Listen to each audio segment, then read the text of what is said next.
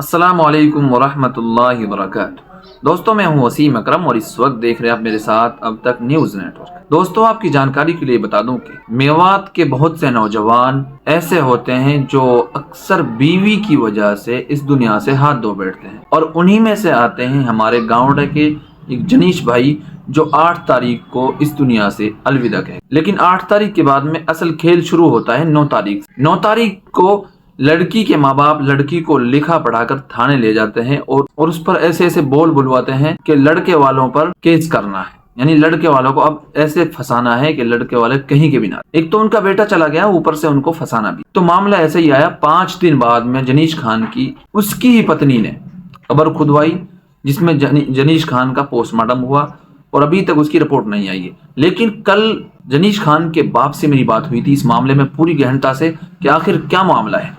تو اس نے پورا معاملہ صاف کلیئر کر دیا ہے کہ جنیش خان کے باپ بتاتے ہیں کہ جی میرے لڑکے کی شادی فروری میں ہوئی تھی، اور فروری میں ہونے کے بعد میں اس دن سے ہی، جس دن سے یہ بیاولی اپنے گاؤں گئی تھی، اسی دن سے ان دونوں کے درمیان میں نفرت پیدا ہو جاتی ہے، یعنی لڑکی کو لڑکا پسند نہیں آتا ہے۔ معاملہ یہ ہے، اور اکثر یہی ہوتا ہے کہ جب بھی کوئی لڑکا اس دنیا سے جاتا ہے، یعنی میوات کا نوجوان اس دنیا سے کوئی جاتا ہے اس معاملے میں، تو وہ اکثر بیوی کی وجہ سے جاتا ہے کہ بیوی کو اپنا شوہر پسند نہیں ہوتا ہے۔ تو ایسا ہی یہی ہوا، لیکن آخر کیا وجہ تھی جو وہ پسند نہیں؟ تو وہ وجہ اس کے باپ نے کلیئر کر دی تھی۔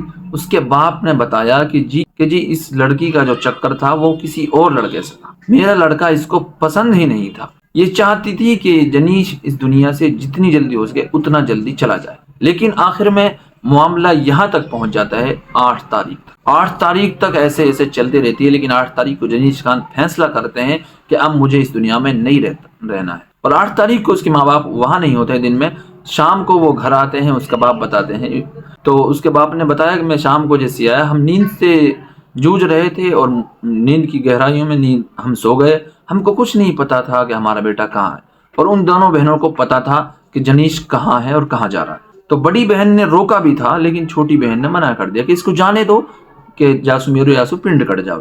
لیکن گیا تو صبح تک ان کو کوئی خبر نہیں تھی۔ پریوار والوں نے پوچھا کہ جنیش کہاں؟ موت نہ پتو کہاں گئے ہو جنیش؟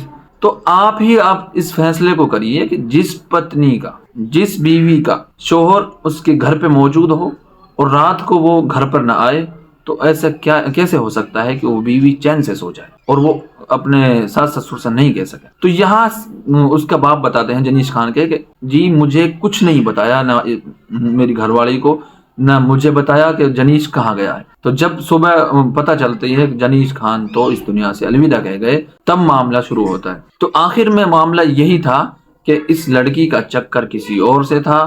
تو میں تو یہی درخواست کرتا ہوں کہ آپ جو معاملہ تھا آپ کا رفع دفع کرو۔ اب معاملہ یہ ہو گیا، اس میں اصل معاملہ یہ ہے کہ لڑکے والوں پر ہی مقدمہ درج کرا دیا، یعنی ان لڑکے والوں پر 8 آدمیوں پر مقدمہ دائر کرا دیا، جن میں 5 مرد ہیں اور 3 عورتیں ہیں۔ اب آپ بتائیے، آپ سمجھدار ہیں کہ کون ایسا ماں باپ ہے جو اپنے بیٹے کو اس دنیا سے الوداع کہہ دے؟ کوئی نہیں ہے۔ ماں باپ پہ اولاد کی ذرا سی بھی تکلیف برداشت نہیں ہو سکتی۔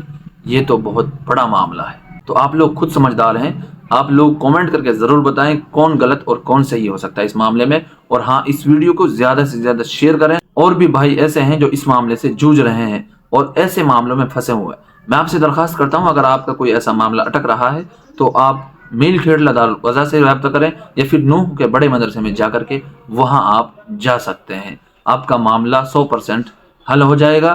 آپ ایسا فیصلہ نہ لیں، ایسا فیصلے لینے سے ان 2 جگہوں پر آپ جا کر حاضری دے دیں، انشاءاللہ آپ کا فیصلہ صحیح ہوگا اور درست ہوگا۔ اس لیے میں درخواست کرتا ہوں آپ سے لاسٹ میں کہ اس ویڈیو کو زیادہ سے زیادہ شیئر کر دیں، اور اگر کوئی بھی جانکاری آتی ہے تو میں آپ تک وہ جانکاری بھی پہنچانے کی پوری کوشش کروں گا۔ تو ملتے ہیں اگلی ویڈیو میں، تب تک کے لیے آپ سبھی کو السلام علیکم۔